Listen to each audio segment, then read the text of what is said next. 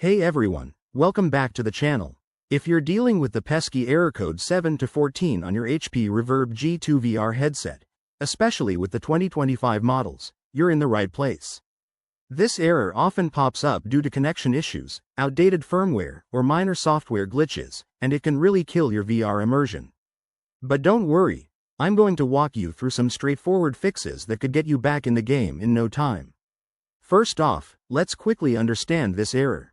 Error code 7 to 14 typically signals a problem with the headset's link to your PC, like a faulty cable or incompatible drivers. It's not uncommon, and most cases can be resolved at home.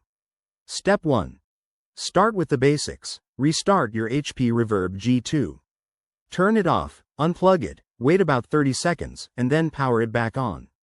This simple reset often clears temporary glitches. Step 2.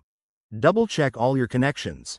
Make sure the USB and DisplayPort cables are securely plugged in and not damaged. Try swapping cables if you have extras on hand. Step 3. Head over to the HP website or use your computer's device manager to update your drivers. Outdated software is a common culprit, so downloading the latest versions for your Reverb G2 could fix things right up. Step 4. If that doesn't work, reset the headset's settings. Go into the device settings menu and look for a factory reset option, but remember, this will erase custom configs, so back up first. Step 5.